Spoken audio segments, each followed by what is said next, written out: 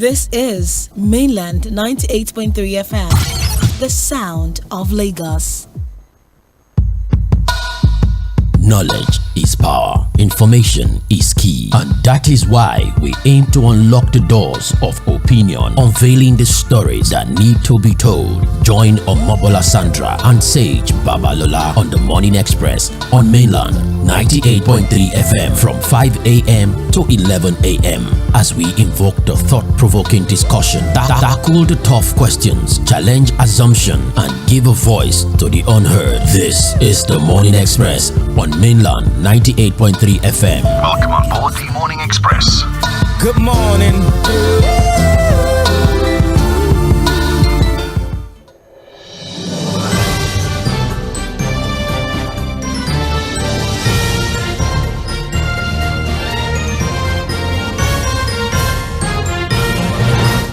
And welcome to the Morning Express on Mainland 98.3 FM, the sound of Lagos. My name is Sage Babalola.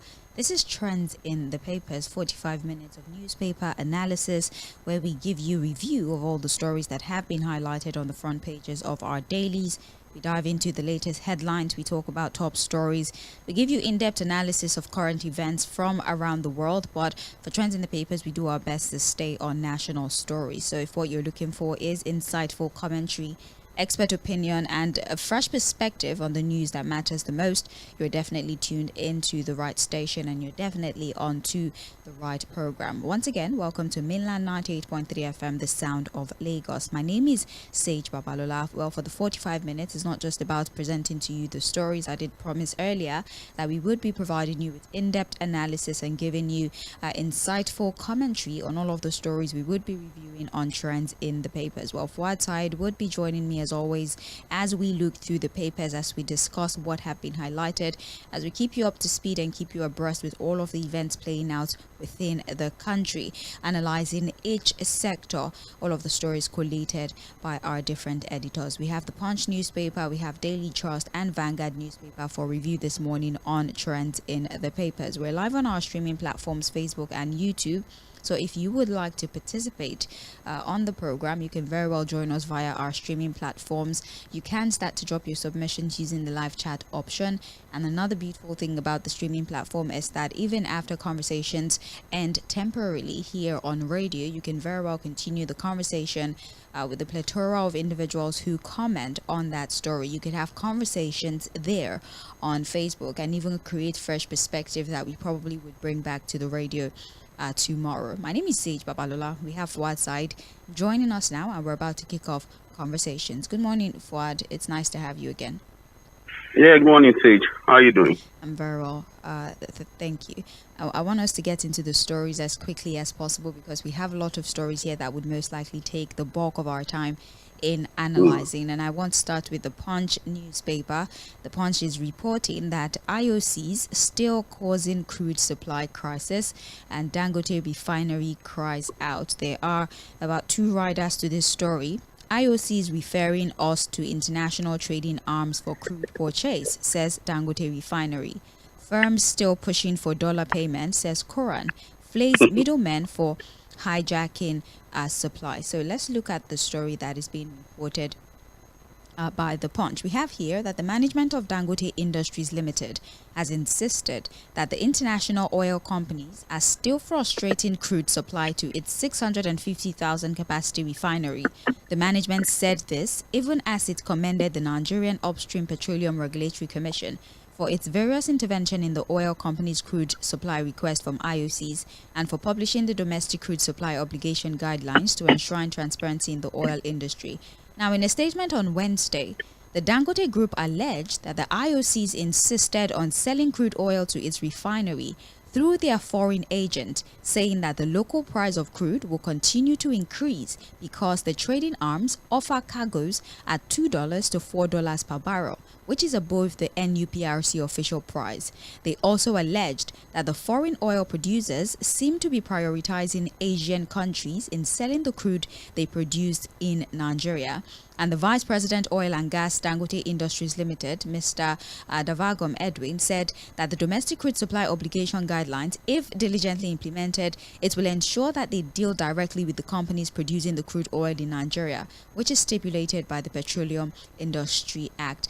For us to maximize time to the best of our abilities, which I said earlier, there's many things we can highlight from this story. Dangote Refinery, they continue to suffer the actions of the international oil companies who refuse to supply crude oil, or at least are supplying at prices that are higher than the NUPRC prices, $2 to $4. Also, they are prioritizing Asian countries over domestic supply. And another complaints that have been made, that aside from a local producer that supplies them here in Nigeria, Sapetro, they call that producer. I think that's the only one that I've given them. Yes, that's the only local producer that have supplied them, Sapetro. They are complaining that all the other producers usually refer them to their international trading arms. And these international trading arms are more or less non-value adding middlemen. They're outside the country. They don't operate here in the country, and they earn margins from the crude being produced and consumed in Nigeria. And so they are not bound by Nigerian laws. They don't have to follow our Petroleum Industry Act. They don't pay taxes here in Nigeria. And if you are operating or dealing with them, all of your transactions has to be in dollars. This is one of the few complaints that have been made amongst many others. Fouad? Well, you know what, Sage? I am no businessman, no serious business owner wants to run a business with all of these bottlenecks.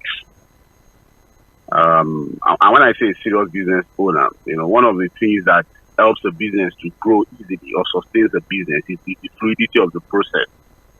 But when you have a process that has all manner of bottlenecks, you have people who have created layers and layers of confusion, all manners of bureaucracy, then you have cabals, working again to stifle the entire process. One can now understand why Alhaji Aliko Dangote, and his refinery have continued to complain. See, whether you like it or not, this is very unfortunate, because again, what it now means is that you are buying a foreign product that is produced locally in your own country with a foreign currency. Because what it means is that although the crude is produced there in Nigeria by IOCs working in Nigeria, but you are buying it as if you are buying a foreign product. Yeah. Because again, all of this, if you read the story very well, see, these so-called foreign agents, they are agents. They are just agents who have been created, to put a cabal in the system. When Dangote said that the mafias in the oil industry are worse than the mafia, in the drug, the illicit drug market, I'm sure you now understand what he's saying. Oh, yeah. Because basically, these are guys I'm sure who probably would just sit down in one corner of their office in somewhere in Europe, dictating, the affairs of the Nigerian oil market, the pricing, who should get what, and all of that. Again, it's not only in the oil sector. If you understand how businesses work, things are not done transparently. You have a situation where people they just create some form of, I'm looking for the right word now. They are not really middlemen, but they are just people who want to twist everything, take everything over. And if you must operate in that sector, you must have to deal with them. They hijack the entire process. They hijack it for themselves and don't allow things to run transparently. The fluidity you are supposed to get in the business environment, you won't get it. I really don't know how Alhaji Aliko Dangote is going to get out of this mess, because this is a mess that has been there for years. If you understand what I'm saying, the PIA Act is just a law. The implementation is in the sincerity of purpose of the people who are in charge. You see that every time he complains, he tries to rub the ego of the upstream regulator.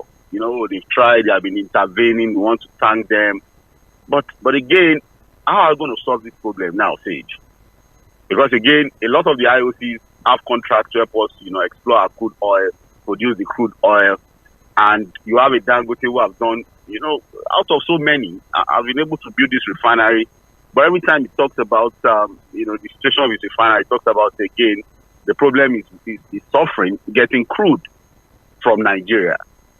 I don't know, because, again, while we are still dealing with this Dangote, problem, more refineries are supposed to come upstream this year. Yeah. Port Harcourt is coming, Warri is coming. If we're going to take the promises of the GCU of the NNPC or the Tʀᴇɪᴅs. So when those ones come upstream, is this the same thing we'll be facing? Are we going to be facing the same problem with those ones too? I'm tired to say it. If you notice that this morning I'm confused really about what to say, because again, in the past, what we used to say is that, let's have refineries, let's have functional refineries, we have the crude oil here. Now we have a functional refinery that can at least solve our domestic needs when it comes to petroleum products. Here we are talking about how to get crude supply to that refinery. A very unfortunate thing. Unfortunately. And at the bottom of all of this, you know what? It's just corruption. Forget all the old stories, all the old figures, all the old back and forth about IOCs, blah, blah, blah. At the end of the day, there are people, there are cabals, there are this mafia that Dangote has talked about, who are feeding fast on the nation. They've done it for years, and they are not willing to let go. That's just the story. It's quite unfortunate because a lot of people who call in mention the 20% stake that we have with Dangote Refinery, and they hold on to that obligation. And only a few days ago, Dangote did mention that you only have 7.2% stake in this business. You don't have up to 20%. They haven't paid the rest of the money. They didn't have up to 10%, yeah. They have 7.2%. They said they were going to pay, but they didn't pay. And so even with production, he's having a difficult time because the IOCs are refusing to sell. When they do decide to sell, they sell at prices that are higher than the They tell you to go and meet their foreign agent. And then they ask you to alliance with their foreign agent who deal with you in dollars, which is of course going to have an influence. Even above the official price. That's the because thing. They're not bringing on manner of things. So obviously his price is going to be higher, and that's why we have the marketers who are saying most people are not patronizing Dangote because his products are higher. I feel like he's just trying to justify. He's trying to provide as much information as possible so people understand why his prices are as they are. But then, as more information, a lot of Nigerians have asked with these stories now, all of the optimism in the minds of other Nigerians. That when we have a refinery, since we are an oil producing nation, we might begin to see a reduction in the price of petroleum products. I think they are already waking up to the reality that, look, that may never happen. That sector has been muddled up. It's rift to come out of corruption. And until maybe we get leaders who are going to be very intentional about fixing the problem, we are going to continue to remain in this mess. Unfortunately. Sadly. It's on page 2 of the Punch newspaper. You really should actually go read the full report. We only summarized some of the complaints. There's a lot in that report that we can't see. A whole lot more. He revealed a whole lot more. So by all means, go check that report on page 2 of the Punch newspaper. Now let's have national conversations. The Punch is reporting that President Tinubu seeks extra 6 trillion naira as 2024 budget hits 34.9 trillion. Now President Bola Tinubu has sought the approval of the National Assembly to increase the 2024 budget by 6.2 trillion naira, bringing the total budget to 34.9 trillion from an initial 28.7 trillion budget that the president signed into law on the 1st of January. Also, the request was contained in a letter to the Senate President seeking to amend the 2023 Finance Act to impose a one-time windfall tax on banks' foreign exchange gains. And they, of course, quoted the section of the Constitution that allows for him to make these changes. So it's two things here, Fuad. Yes. There had been many conversations about the possibility of the country running on 4 budgets. Of course, it was denied by the center. No such thing is going to happen.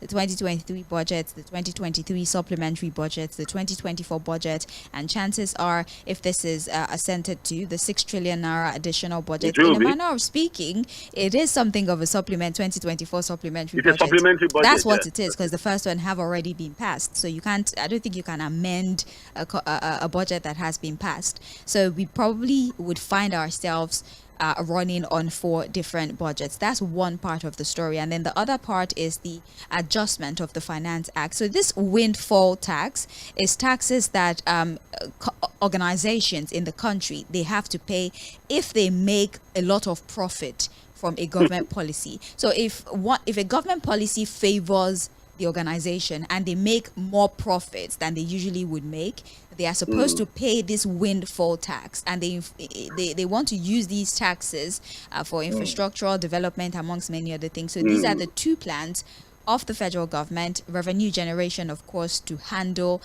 certain aspects of the economy. Fuad. Well, see, 6.2 trillion naira more added to the budget. You know, we have much deficit now. Yes, I think 14 trillion is. Yes, it will have a 14 trillion deficit.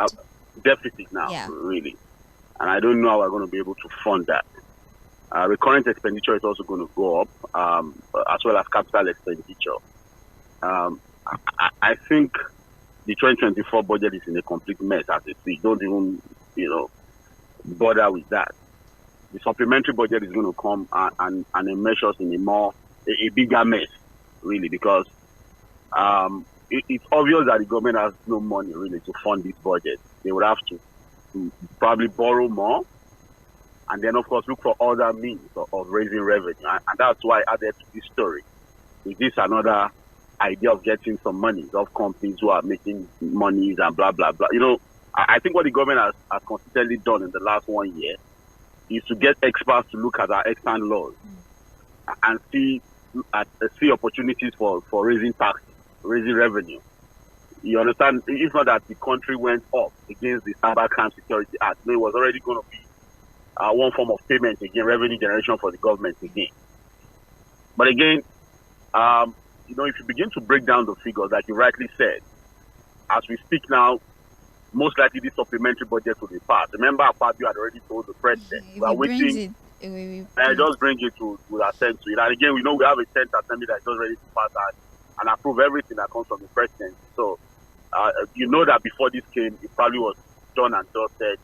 So it means that we're going to be running 4 budgets. If you like, say it's all semantics. The reality is that, look, we have 4 budgets. Now that the 2023 and 2023 supplementary budget has been extended to around December. And people are saying that, look, it means that our books may never balance. We are not going to get to a point where we can actually reconcile these figures. In fact, the fear of some experts is that, look, we may be having a duplication of projects.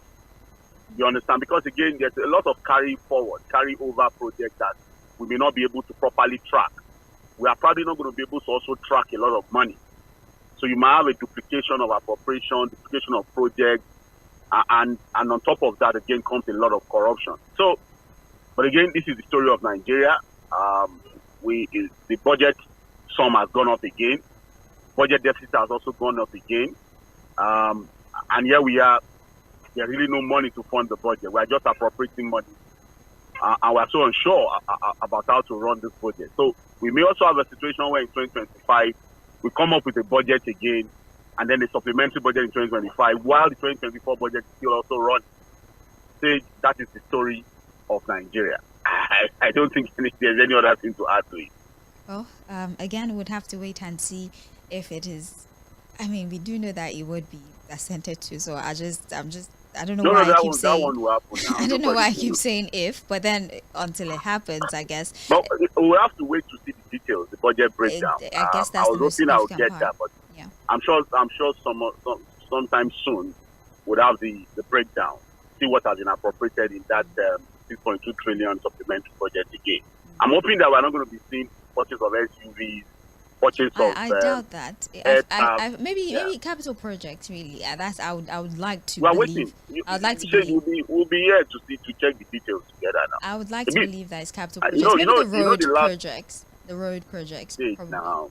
You know the last supplementary budget, it was the same problem. That was the budget that brought in George.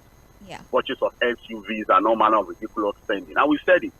The supplementary budget is supposed to address spending, appropriations that cannot wait till the next financial year, what you call emergency spending.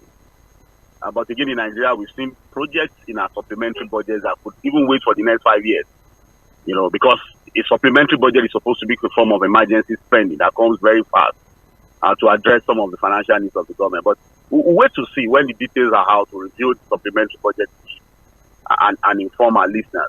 Okay, then. Page 31 of the Punch newspaper is where you get details of the 6.2 trillion naira addition to the 2024 budget. Well, still speaking of revenue generation for the federal government, the Punch is also reporting here that the federal government gets over $751 million World Bank loan. The story reads that the federal government has obtained $751.88 million out of the recently approved $1.5 billion loan by the World Bank. The loan under the Nigeria Reforms for Economic Stabilization to Enable Transformation Development Policy Financing Program project. It was disbursed on the 28th of June 2024, according to documents that were gotten by the Punch. Now, the loan project is part of a broader $2.25 billion that was approved by the World Bank for Nigeria to bolster Nigeria's economic stability and support its vulnerable population. So I believe that this particular loan is being disbursed in tranches, basically. Yeah. So, yes, it's more $2.25 billion. That's the entirety of the loan. But so far, we've obtained $751.88 million. Yes, will come. Yeah, they're not necessarily specifying what aspects of the economy this is supposed to be for, but they're telling us that's just supporting our vulnerable population, ensuring economic stabilization, recovery priorities, amongst other things. But that's what the loan is supposed to be. You cannot understand why these institutions, why these neo-colonial institutions have the capacity to always drag us by the nose. They don't just drag us by the nose, they dictate to us what we are supposed to do with our lives. And they'll continue to do that as long as we continue to borrow money from them. Because again, at the bottom of all of this loans are a lot of, neo-colonial intent. And when I say neo-colonial intent, these institutions are not there as Father Christmas. They were created by these, global power brokers for different reasons, and so you see that every time they throw a prescription at us, we have to jump at it. Our government has to respond accordingly because these are some of the requirements for you to have access to some of these monies. Nobody will borrow. You see, it's just when you go borrowing monies around, they say, nobody borrows people money without having some underlining and undertone.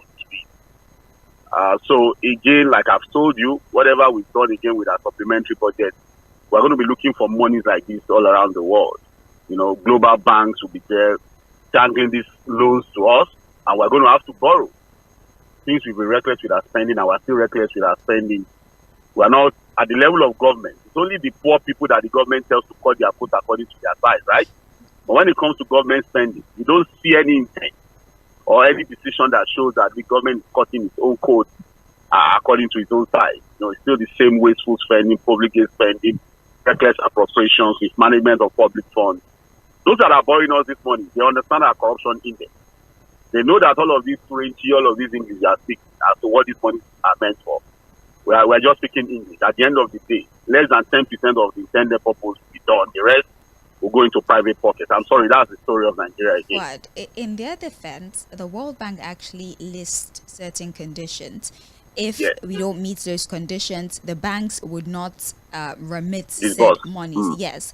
For example, there has to be a submission of a revised bill to the National Assembly that mandates the use of a national social registry as the primary targeting tool for social investment program. So there has to be a verified social registry, and you must follow that registry when you're disbursing these funds for all of the social investment programs, amongst other things. And if they don't meet it, the bank would notify the banks here that's supposed to disburse would notify the World Bank, and then they would take action. So they're trying to make sure that we use the money for what it was intended. What was the big deal in creating a social register?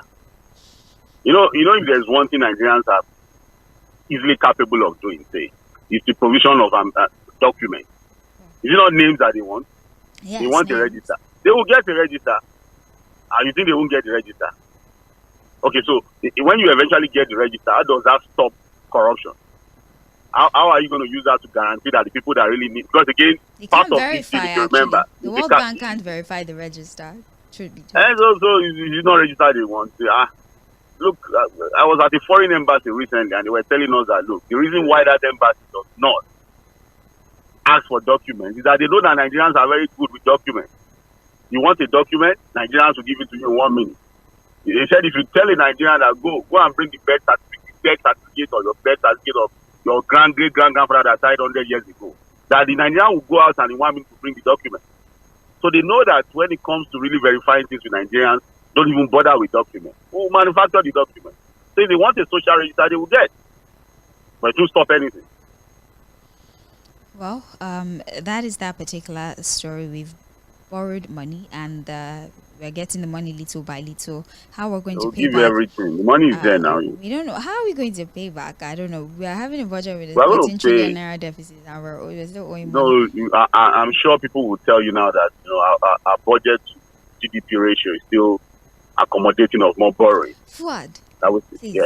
I'm not feeling fine. You do know that our debt at this time is about 121 trillion thereabouts. We are going to add more to it. So don't be surprised that before the end of the year we could hit about 140 trillion, the way we're going. But people will still tell you, they're going to come to this platform to tell you that, look, our debt to GDP ratio still allows us to borrow more. But I've always told people who come up with that argument, when you look at the debt to GDP ratio, please put your corruption index along with it.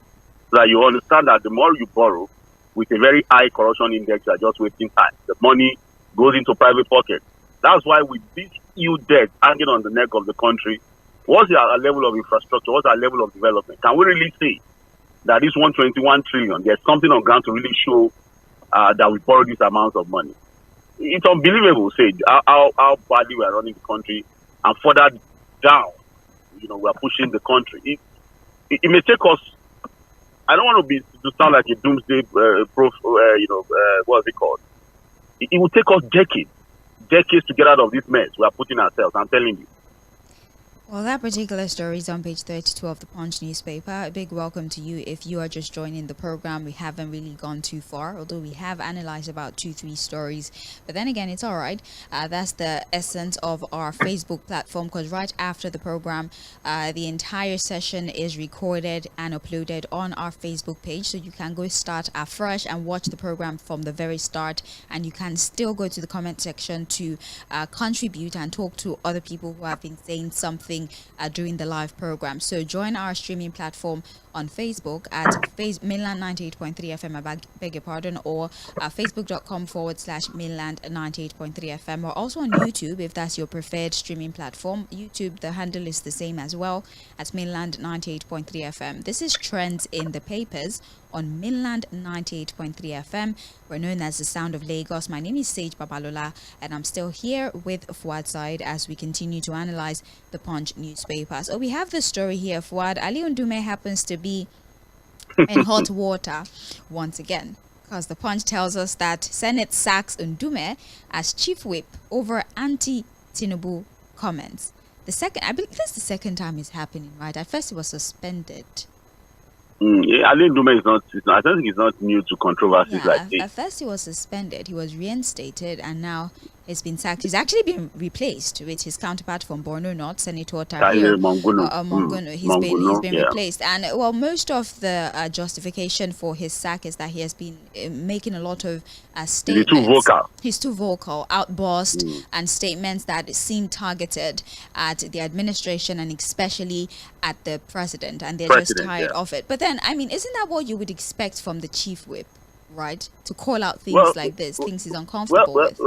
Well, the chief whip, basically, the position is to keep some level of decorum in the Senate during plenary, and then the entire functionality of the Senate during sitting. So the chief whip is supposed to keep some level of orderliness and decorum. Basically, it's just what the position is really about. But he's a high-ranking senator of the APC, because as the chief whip, you're also one of the leaders of the APC caucus in the Senate. Again, this removal from the position of the chief whip came from a letter that was written by the chairman of the APC and signed by the secretary of the party, Adebola Bashir, the chairman being Ganduje. And basically, as read out by the Senate President during plenary, was that, look, the party feels dissatisfied. The party feels like this is a senator of our party. Because the letter in itself was read on the floor of the Senate, but was addressed to the caucus of the APC in the Senate, requesting that because of the lack of decorum, because this was someone that was too vocal, and in fact, at some point they said it was intended to bring down the country, that the senator was working to bring down the country. So they wanted to replace him as the chief whip with another senator. Basically, they felt that he was talking too much. He should have just kept quiet. Removing, I don't know whether this decision of removing him as the Senate whip will stop him from talking. You don't understand what I'm saying? Unless, I don't know, I would have to wait to see whether Senator Ali Ndume will stop talking now that he has been removed as the chief whip of the Senate. But again, Sage, what is all of this issue about? You know, we've had Senator Ali Ndume consistently make some pronouncements, really, in recent time. You know, the latest one was when he said that, look, some people are shielding the president from the reality of Nigeria.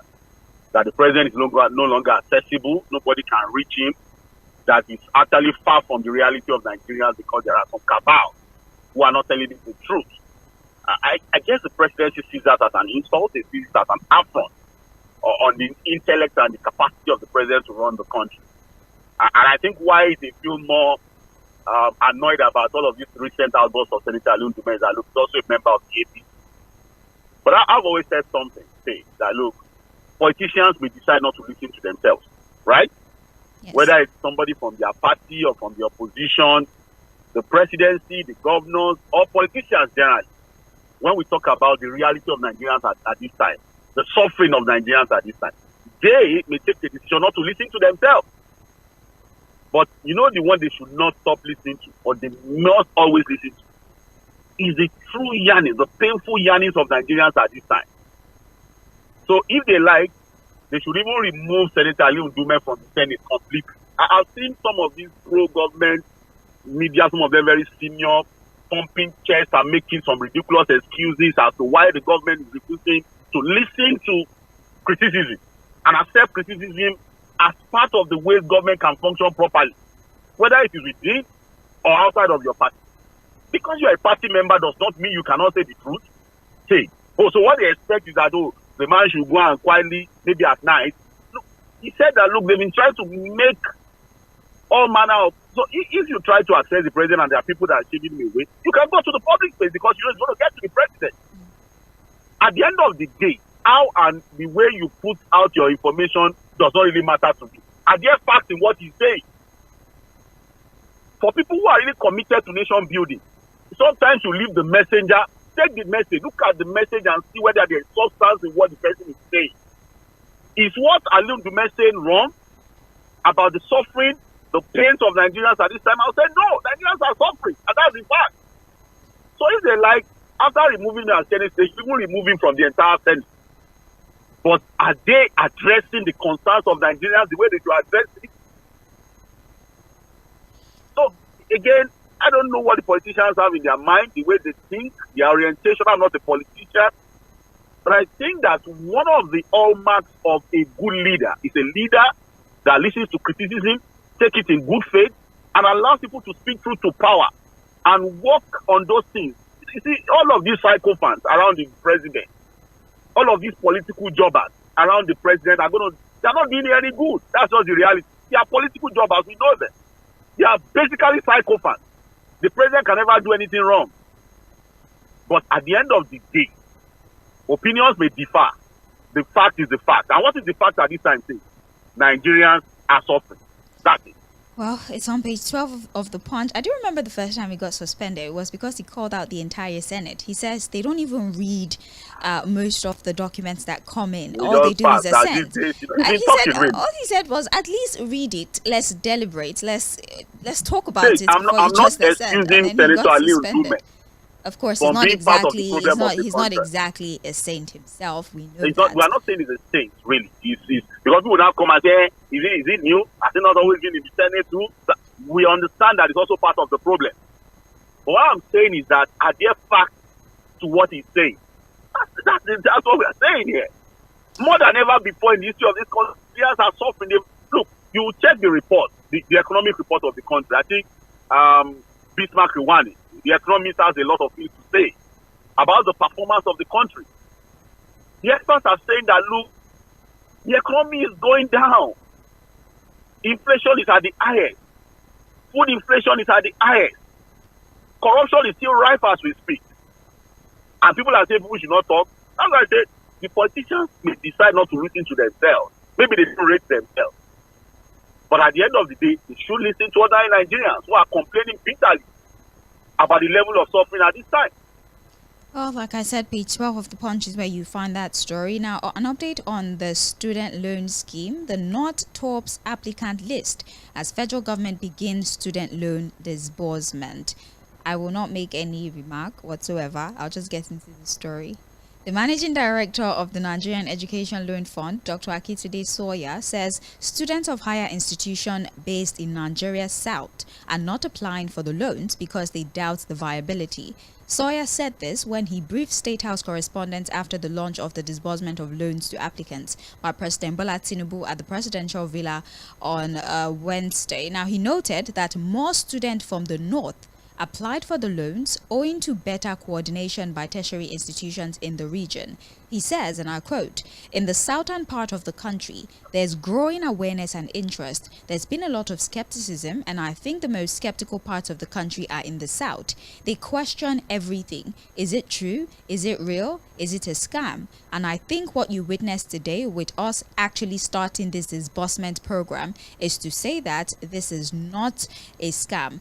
This is not no fund. This is nil fund," end of quote, or end part of quote, because he said many other things. So, Fuad, it would seem that disbursement of the loans have started. The student loan has started, and we're being told by Mr. Akitside Sawyer that the northern region are the ones who really tapped into this particular scheme, because those in the south are still very skeptical about the procedures that are involved in attaining this particular loan. Are you now more confident that they're going to see this through? There are two issues here, Sage. Yes. The first one is that I don't know why it's saying it's a north or southern thing. So that it's not a matter of the north and the south. I don't know where Mr. Sawyer is coming from. He has his data to show that more northerners have applied for the loan. I think he should just limit it and leave it at that. He should not begin to question the veracity of the thinking of people in the south. And I don't know why it's a southern thing. Every Nigerian that has a critical mind should ask questions. How, when, where? Is what you get from a critical mind. So if he has a problem with people questioning the intentions and the intent of government on something, that's his own problem. Nigerians have a right to begin to get so skeptical about government pronouncements and decisions. That's number one. Number two is that, look, up till now, the devil is in the details. These disbursements, how much exactly is being disbursed? Up till now, there are still a lot of details about all of this. Too many ceremonies, a lot of optics, too many sweet statements, headliners, whereas the details are still not in the public space. Again, I've told you that, look, we shouldn't begin to get ourselves deceived about the reality of the educational sector in the country. And I'm going to tell you that, look, the student loan is merely just scratching the surface. Just yesterday, students of the University of Ibadan had a protest on campus. Oh, it's actually on the front page. It's on the electricity rationing and tuition hike. Yes. Because again, people are now going to begin to say, oh, the student loan, I think the student loan is going to solve any problem, really. As if the student loan automatically solves the problem we have in the educational sector, the lack of funding, lack of infrastructure, poor level of education, rising tuition, the level of poverty, why students cannot even concentrate, why a lot of our universities are producing unemployable graduates. So you ask yourself, you started disbursement, yes. I don't know, and I'm probably going to wait for anybody, if you have the northern extraction or the southern as a student, can you please run us through the process? I've tried to dig up a lot of information on the network website, unless you are applicant, really. There are not too many information. How much exactly is being disbursed as a loan? Number one, how much are you eligible to apply for? how much is being disbursed. Until we have some of this information, we will not be able to really tell ourselves whether this idea is solving a problem or merely just catching the top. And so Mr. Sawyer can be worried that people are asking questions. We continue to ask questions. It is not asking questions that has made us get into the trouble we are now as a country. Because a lot of times when they shove these things down our throats, we just take it. In not asking questions, they told us they had done 20% investment in Dangote refinery. Only for us to wake up and hear that it was only 7.2% that was done. They didn't even pay the balance of the money. So I'm not going to celebrate anything, and I'm not going to be worried because we continue to ask questions, because that's what the critical mind should do. Our education was not gotten because we should keep our heads like coconuts. This thing in our brain is not water. It's supposed to get us thinking about some of these things. And it's part of nation building. So I'm still saying that until we have the details and really know whether this is solving any problem, it's nothing to me, really. And that's just a fact. Okay, well, that's on page 16 of the Punch newspaper. Let's just look at these other headlines so we can move to another paper very briefly. We have on page 16 of the Punch, 401 Osun local government caretaker ESCOs resign over Supreme Court judgment. So the caretaker committees are resigning of their own volition, as they should, in Osun State, 401 of them, although the report tells us further that most of them are resigning so that they can apply properly for the local government chairmanship election, so that they can contend for the local government chairmanship election that will be held. So all of them have resigned, 401 of them, following the Supreme Court judgment that financial autonomy be granted, or autonomy in itself be granted. They'll be brought back to a very shoddy election. Well, they want to go through the proper channels now, so they've resigned. No, it's there. Honorably. They will do the usual elections now. The checks of those states will do those elections, and they'll come back. It's on page You just leave for the moment, leave temporarily and come back. Well, at least they obey the rule of law. They obey the rule of law. It will not be through appointment, it will be through selection.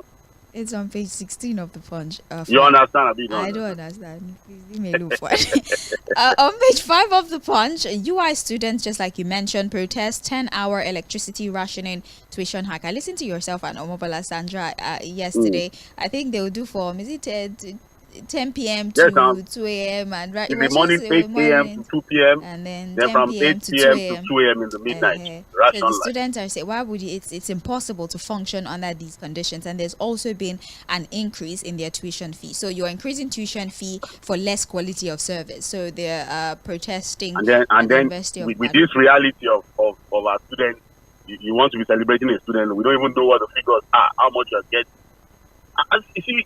You see. I'm sorry, really. I've told people to listen to. Maybe we'll play the speech of Professor Lubbai again. As a developing nation, I just pray that we don't get to underdeveloped in terms of our rating. If you treat your educational sector the way we are treating it, we are not going to get anywhere. While we are busy buying SUVs, wasting monies on all manner of inanities and useless things, the real things that are supposed to engender development for the country, we are leaving it unattended to. And one of them is the educational sector. That's where you're going to create innovators, inventors, people that are going to hold your country, to the highest standard. You're talking about the engineers, you're talking about critical thinkers, you're talking about inventors. You're only going to be able to produce them from your university and through the educational sector.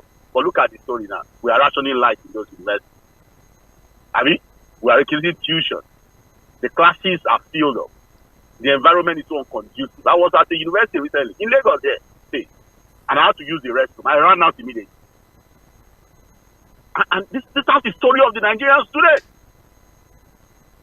But look at the people that are today going to tell you that we can't fund our university. They enjoyed free education. Some of them were even getting handouts and bonuses. They were even getting free meals on those campuses. But today the story is there's no money. There's no money to do anything. But I'll tell you, there's money to do a whole lot for ordinary Nigerians. Wow. The money we don't have is how to satisfy the greed of the political class and their associates. God help Nigeria. This is on page 5 of the Punch. We have on page 16, PDP governors asked the federal government to fast-track minimum wage talks. They also had a lot to say about the administration of President Bola Ahmed Tinubu. They slammed his administration over Nigeria's mismanaged economy. The Guardian actually have like a fuller story on what they had to say about the mismanagement that has gone on in the 1 year and few months of this particular administration, and they're asking that the minimum wage conversation be expedited, because honestly, so many meetings, hardly any results to show for it. And I really, it would be so hurtful to see that the labor union are not able to get anything out of this endeavor, because it has gone on for way too long. But then again, let's wait and see the outcome. The Guardian reported, I think 2 days ago, that the president might give us an update of some kind regarding the minimum wage by next week. So we're hoping to hear from the president next week regarding the minimum wage conversation, and hopefully we can harmonize the multiple figures that have been submitted. It's on page 16 of the Punch if you'd like to see that. And finally, on page 12, over 600,000 Nigerians sought asylum abroad under Buhari. This is a report by the Punch that during the period of the past administration under former President Muhammadu Buhari, about 600,000 Nigerians filed for asylum in other countries. That's between 2016 and 2023. So we had people trying to run away, basically. That's what the Punch is telling us. This is still trends in the papers on mainland 98.3 FM. We're very slowly, or well, very rapidly coming to the end of today's session. But then let's look at the Guardian newspaper. The top story, which we addressed earlier: Nigeria nears 14 trillion naira deficit as Tinubu adds 6.2 trillion to budget, is on page 6 of the Guardian newspaper.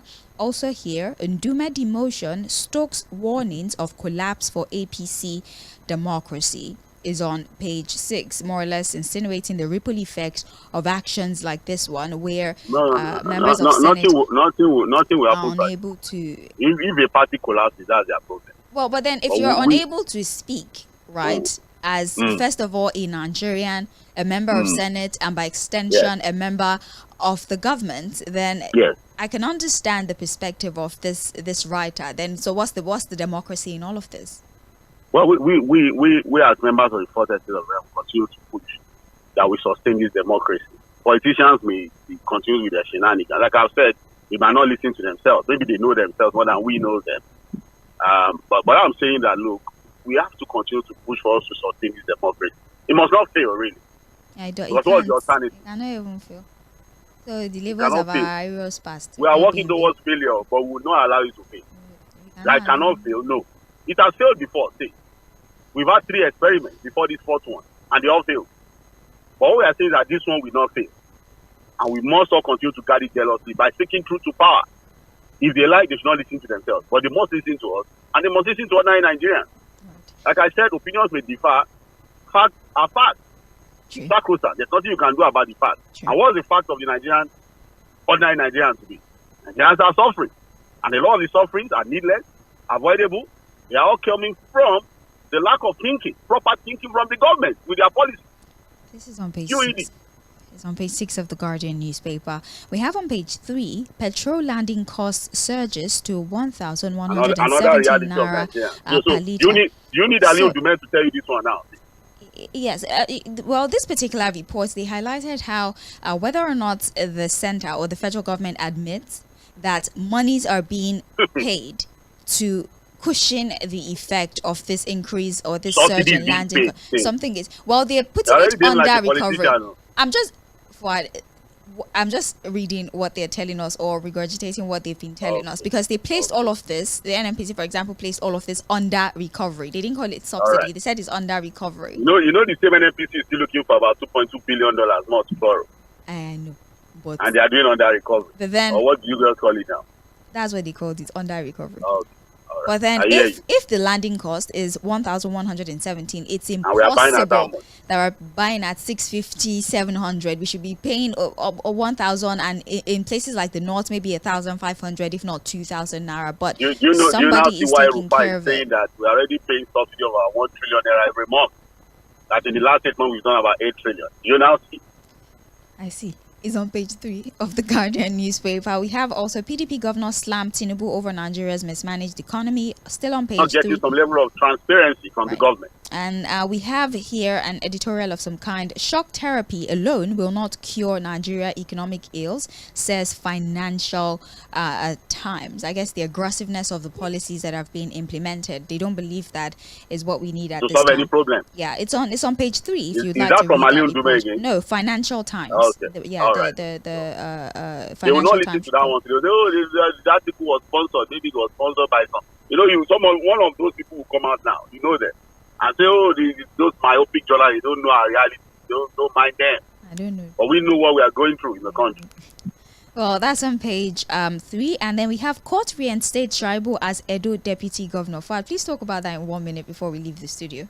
Oh, well, the court yesterday ruled that he was removed legally and that should be reinstated. But while that was happening, the Edo State House Assembly also approached the court again, the appeal court. Yeah, they're going to appeal that. Filing for a stay of execution. But I've said that, look, whether Shaibu is reinstated or not, the Edo PDP should be very careful. We've seen political parties go through the same route and it didn't all go well for them at the end of the day. If the PDP is not careful in Edo State, the way they are going, they're going to lose out. That's just it, basically. Well, that is actually all we have for you for this morning on Trends in the Papers. Thank you so very much. We have multiple messages on Facebook, but like I always do, when we come back for Mainland Focus at 8:40, I would read those messages first before we get into Mainland Focus. So you know that we prioritize every single contribution that you send to the station. My name is Sage Babalola. Fouad, as always, we appreciate you for your insight into the program. We'll take a brief break. We'll take commercials. 8:40, we'll be back and we continue conversations. In fact, you would be the one who would speak the most when we open the phone lines and also take your contributions via our streaming platform. Sage Babalola is my name. This is Mainland 98.3 FM. We will be right back.